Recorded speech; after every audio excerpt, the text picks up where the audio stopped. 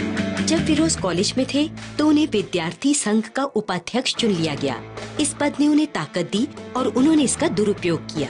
VP बनने से पहले हमारा मतलब ये था कि इतना ज्यादा उससे पहले मैं थोड़ा सा डरपोक था, लेकिन जब बन गया तो सारा अधिकार जब हाथ में आ गया और जब सभी साथियों का सहयोग मिला तो फिर बहुत ज्यादा क्रूर हो गए। उस टाइम में जैसे एक ग्रुप मिल गया, क्योंकि हमारे पास शक्ति आ गई और शक्ति आने के बाद उस शक्ति का कई बार दुरुपयोग भी करते थे। नए स्टूडेंट के साथ रैंकिंग करते थे ताकि वो हमसे ऊंचे न उठ पाए। उनका ये व्यवहार उनके अंदर चल रही एक कश्मकश का नतीजा था। वो दरअसल भगवान और धर्म के विचार से जूझ रहे थे। शांति नहीं थी, वो शांति मुझे मिल जाए, वो इन्हीं चीज की खोज में था। और जो मुझे अन्य जो देवता या अन्य पीर वगैरह जो थे उनके पास मैं न जाऊं। फिरोज ने अलग अलग धर्मों की किताबें पढ़कर वक्त बिताना शुरू किया, लेकिन सच का पता उन्हें अब भी नहीं चल पाया। जब मैंने कुरान पढ़ा तो उसके अंदर सूरह मरियम उसके अंदर ईसा मसीह के बारे में पूरा बताया, जन्म से लेकर अंत तक, और यहाँ तक भी बताया कि आखिरी दिनों में वही आएंगे, उनको न्याय का अधिकार दिया गया। और जब वेदों के अंदर पढ़ा तो वेदों के अंदर भी था कि कल की देवता जो अंत के दिनों में अवतरित होगा वो संसार का न्याय करेगा। और यहाँ तक कि बाइबल भी एक्सेप्ट करती कि यीशु मसीह फिर से आएगा जो सारे मनुष्य का न्याय करेगा। कॉलेज के बाद फिरोज ने पुलिस ज्वाइन कर ली। एक दिन जब वो अपनी ड्यूटी पर थे तो एक झगड़ा हो गया। ये झगड़ा धार्मिक समूहों के बीच था। जीवन में जब 30 लोगों को मरते हुए देखा तो जबकि सभी धर्म ग्रंथ के अंदर उनकी वैल्यू है, लेकिन क्या इस तरह मारा काटा गया उनको कि क्या इंसान के जीवन की कोई वैल्यू नहीं है। इस तरह उनका खून बहाया गया, जिस तरह उनको काटा गया, तो मानव मूल्य यानी कि उस समय मानव का जो मूल्य है वो बिल्कुल खत्म हो गया था।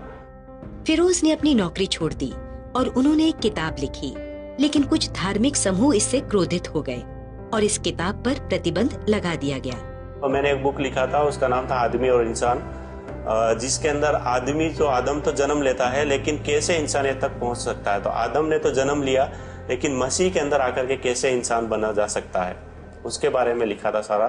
तब फिरोज ने अपनी शंकाओं को दूर करने के लिए ईसाइयों की बैठकों में हिस्सा लेना शुरू कर दिया। उस टाइम यही भावना हुई कि जिस व्यक्ति ने लोगों को लिए इतना काम किया, मुर्दों को जिंदा किया, अंधों को आंखें दी, 5000 को खाना खिलाया, केवल भलाई का काम किया उसने। और ऐसे व्यक्ति को उन्होंने लास्ट में आकर के, जो भीड़ उसके साथ चलती थी, लास्ट में आकर के वो उन्हीं लोगों ने, जो प्रीस्ट लोग थे यहूदी, उन्होंने उसे सूली चढ़ा दिया, जबकि वह एक इनोसेंट था, उसने कुछ भी नहीं किया, फिर भी उसको सूली पर चढ़ा दिया गया। विभिन्न धर्मों का अध्ययन करने के बाद फिरोज एक निष्कर्ष पर पहुँचे और उन्होंने प्रभु यीशु को स्वीकार करके बपतिस्मा ले लिया। सभी का कंपैरेटिव स्टडी करने के बाद ये सारी चीजें मैंने उसमें पाई, और उसके बाद केवल ये लगा कि जीसस ही इस संसार के अंदर वे ऐसा व्यक्ति है, ऐसा व्यक्तित्व है जो सारे जीवन सफल कर सकता है। यीशु को इसलिए ग्रहण किया क्योंकि वो प्रॉमिस कर रहा है, वादा कर रहा है कि आदि और अंत जीवन में ही हूँ, मार्ग सत्य और जीवन में ही हूँ। अगर तू मुझ में धैर्य के साथ बना रहे तो मैं अंत में तुझे जिंदगी का ताज दूंगा। यीशु को स्वीकारने के बाद उन्हें अपने परिवार में जबरदस्त विरोध का सामना करना पड़ा। जब मैंने यीशु को ग्रहण किया तो मेरे परिवार का रिएक्शन था कि उन्होंने मेरे को समाज के अंदर कि हमारे खानदान की बदनामी होगी, हमारे समाज की बदनामी होगी। उसके बाद उन्होंने मेरी अपोजिशन शुरू कर दी, यहाँ तक कि शहर काजी ने हमारे खिलाफ फतवे निकाले।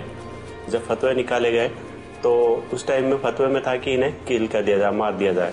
2-3 दिन के बाद उन्होंने मुझे बहाने से जंगल में ले गए, और जब जंगल में ले जा करके उन्होंने, रात का टाइम था, हंटिंग के बहाने ले गए कि शिकार करने जाएंगे। जब गोली मारी गई तो गोली जो है मेरे पैर को क्रॉस करती हुई निकल गई, जो कि यहाँ से लेकर दूसरी तरफ क्रॉस हो गई थी। और जब उनको पता लगा कि इसको गोली लग गई है तो वो छोड़कर भाग गया।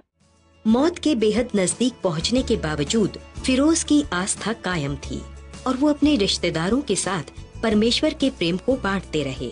मैं जब भी एनीवे बाय चांस उनसे मिलता हूँ तो परमेश्वर का वचन उन्हें बताता हूँ, और यहाँ तक भी वो मेरा तिरस्कार करते हैं, घर में नहीं बुलाते हैं, बाहर बैठा देते हैं, पानी भी बाहर देते हैं, तो वो मुझे नहीं बुलाते, लेकिन फिर भी मैं उनसे प्यार करता हूँ क्योंकि जीसस ने हमें प्यार करना सिखाया।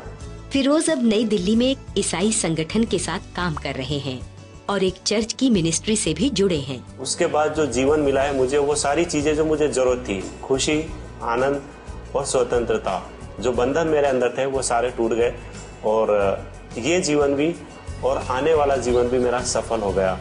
जीवन का जो उद्देश्य था, लक्ष्य था, वो यही मुझे सब कुछ मिल गया।